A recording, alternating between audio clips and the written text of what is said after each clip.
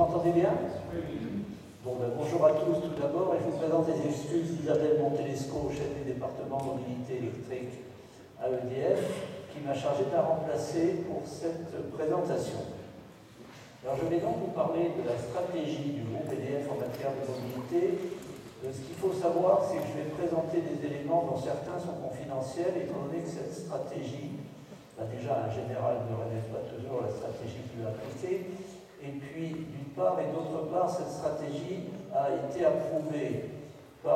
présentée et approuvée par le comité exécutif d'EDF au mois de juillet. Donc c'est tout récent, il y a une partie qui va être soumise au COMEX le 24 septembre.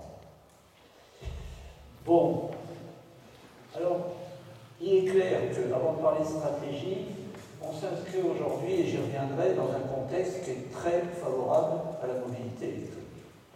Et le fait qu'il soit favorable, ça a forcément un impact sur EDF, étant donné que la mobilité électrique représente des enjeux très importants pour EDF. Je pense que ça mérite qu'on en parle un petit peu. Ce qu'on peut dire à propos du contexte, c'est qu'on a aujourd'hui un très bon alignement des planètes, si je puis dire, en faveur de la mobilité électrique. La mobilité est sortie maintenant du stade expérimental, elle est rentrée dans le stade industriel.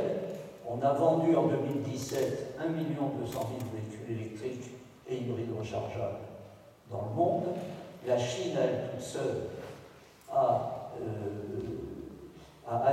les Chinois ont acheté 600 000 véhicules, donc on est bien dans le stade industriel. Tous les constructeurs, sans aucune exception, le dernier qui s'y est mis, c'est Toyota, étant donné qu'il était sur l'hybride, ont soit des véhicules électriques déjà commercialisés, soit des perspectives d'en commercialiser à très court terme. Je crois qu'on peut prendre quelques exemples très rapides. Volkswagen, je pense que c'est important à savoir, a pour objectif d'être numéro 1 mondial et de vendre en 2025 c'est dans 7 ans, 1 million de véhicules électriques. Renault va sortir 8 modèles d'ici 2021, c'est demain. Toyota va sortir 10 modèles au début des années 2020. PSA sortira 4 modèles de véhicules électriques, 7 modèles de véhicules hybrides rechargeables en 2021. Donc on est sorti du stade expérimental. Par ailleurs,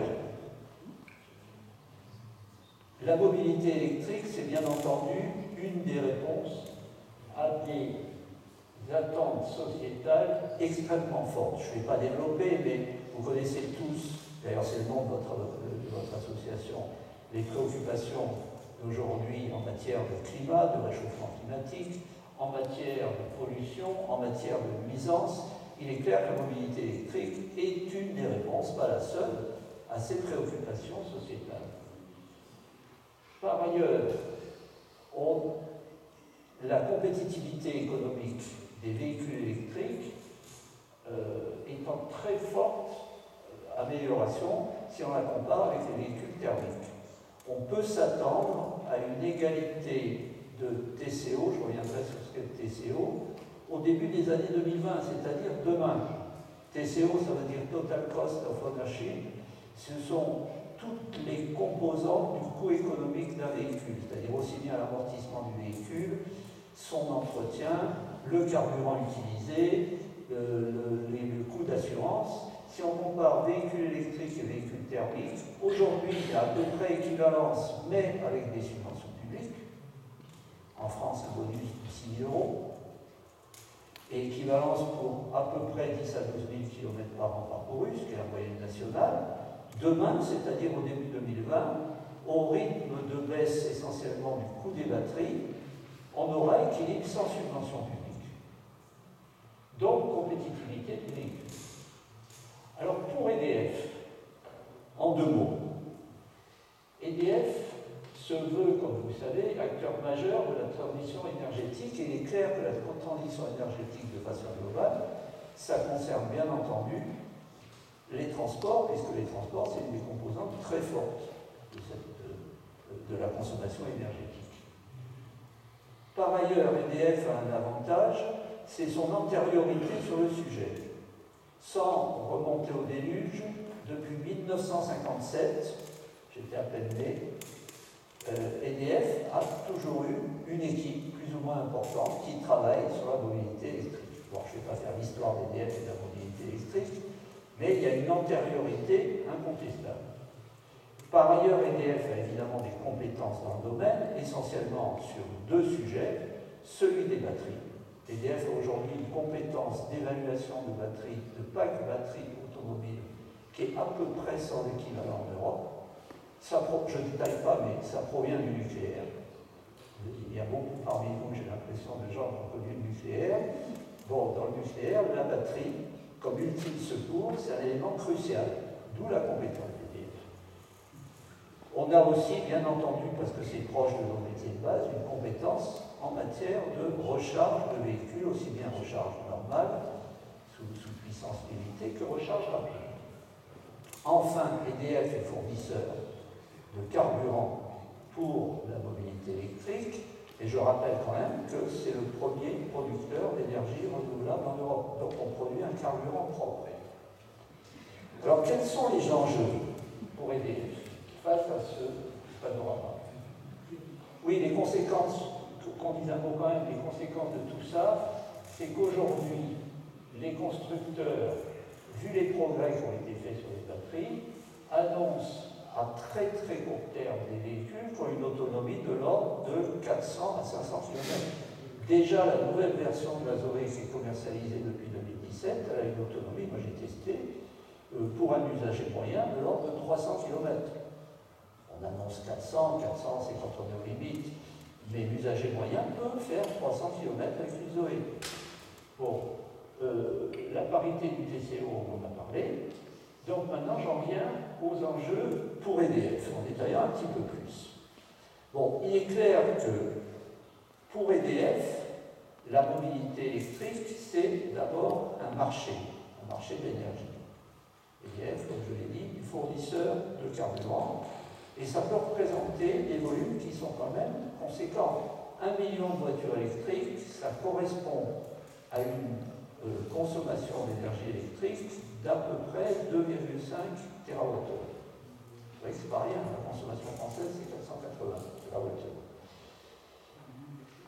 Par ailleurs, l'émergence de la mobilité électrique peut aussi être une menace. C'est une opportunité, mais c'est une menace. Pourquoi est-ce une menace?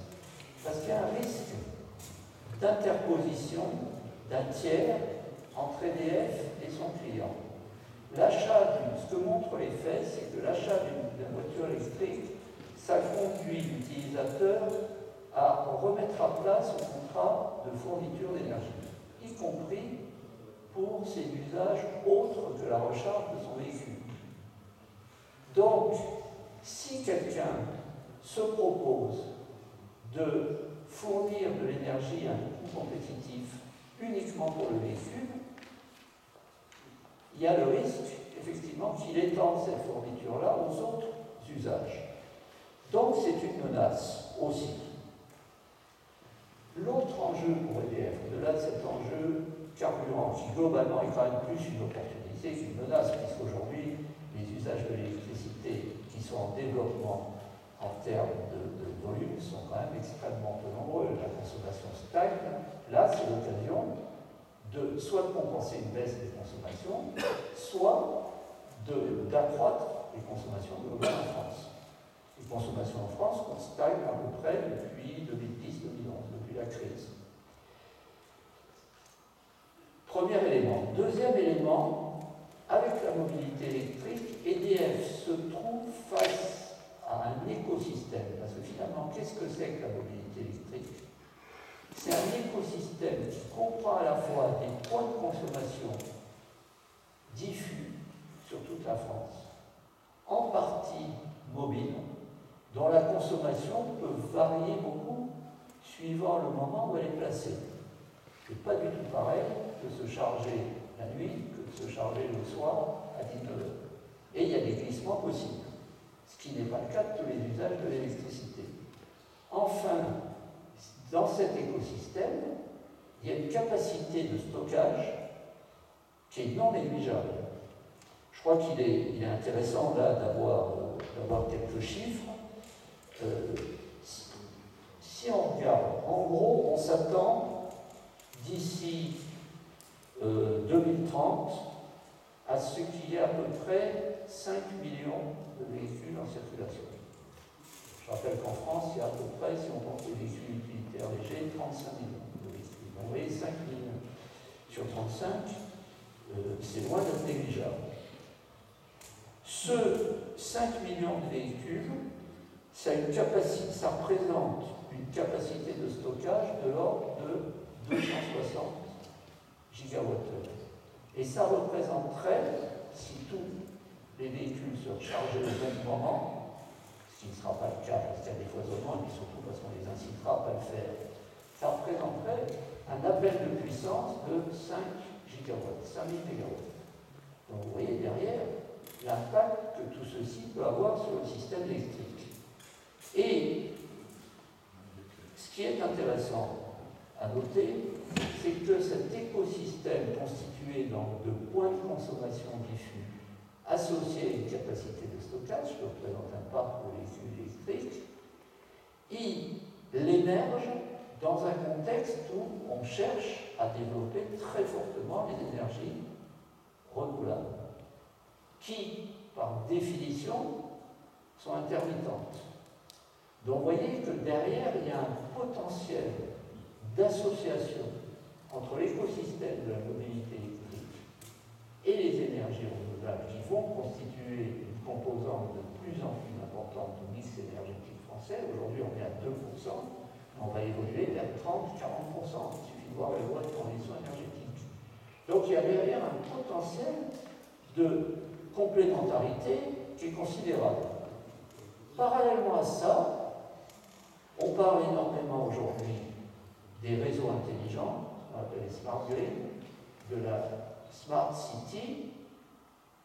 Pour smart grid et smart city, on a à gérer la fluctuation des puissances. Associée là encore avec la mobilité électrique, potentiellement, il y a une complémentarité forte. Donc, voilà ce que sont, dans les grandes lignes, les enjeux pour EDF. On va maintenant parler un petit peu de ce qui se passe dans le secteur automobile du fait de la mobilité électrique. Je vais en parler un peu parce que ça a bien entendu un impact sur le positionnement d'EDF. Le secteur automobile est en train d'être transformé fondamentalement par l'émergence de la mobilité électrique. Et quand on dit véhicule électrique, on commence à parler d'une variété particulière de véhicules électriques qui est le véhicule autonome. Donc il y a toute une série d'acteurs qui apparaissent dans le domaine des services liés à la mobilité électrique et qui déjà sont en train de réfléchir à des services en faveur du véhicule autonome. Donc, il y a là aussi un écosystème du monde automobile dans lequel les constructeurs eux-mêmes, les équipementiers, les fournisseurs, les loueurs, les assureurs, les réparateurs, les nouveaux venus, les opérateurs d'autopartage par exemple, s'interrogent sur leur positionnement stratégique et essayent de trouver de nouveaux modèles d'affaires. Donc il y a aussi ce panorama qu'EDF doit prendre en compte pour définir sa stratégie. Alors, quelle est cette stratégie telle qu'elle a été, encore une fois, adoptée par le comité exécutif d'EDF? On peut résumer tout dans une phrase, c'est que le groupe EDF doit être l'acteur de référence pour la transition énergétique dans les transports. Qu'est-ce que ça veut dire? Ça veut dire qu'effectivement, la transition énergétique, comme je l'ai dit au début, elle s'applique aussi au transport et qu'EDF doit avoir un rôle de tout premier plan dès lors qu'une composante forte et croissante de ces transports et la composante mobilité électrique. Donc derrière ce vocable, on a décliné 5 axes que vous voyez là. On va les prendre un par un et on va voir les grandes lignes de ce qu'ils comportent. Vous voyez qu'ils n'ont pas tous le même horizon de temps parce que le tout premier, être exemplaire, c'est à très court terme et c'est de façon permanente. Être un avitailleur, on a pris ce terme de marine et d'aéronautique. Avitailleur, ça veut dire fournisseur de carburant. On verra ça derrière. Être un avitailleur fiable. Le smart charging, on reviendra là-dessus. Les futures offres commerciales et la préparation d'avenir. Les deux derniers axes ont un horizon de temps plus lointain, un peu plus lointain que les trois premiers. Alors, être exemplaire, qu'est-ce qu'on entend par là? On entend par là déjà passer notre flotte de véhicules, qui est quand même constituée de plusieurs milliers de véhicules, le groupe EDF, en incluant Enedis, c'est, je pense, 80 000 véhicules à peu près. Bon, notre président, M. Lévy, a pris un engagement dans le cadre d'un organisme qui s'appelle le Climate Group, d'électrifier la totalité de la flotte EDF. Je dis bien la totalité d'ici 2030. Ça représente un investissement assez conséquent. Et ça représente aussi un changement de comportement de la part des utilisateurs, des salariés utilisateurs. Dans cette rubrique-là, être exemplaire, il y a aussi fournir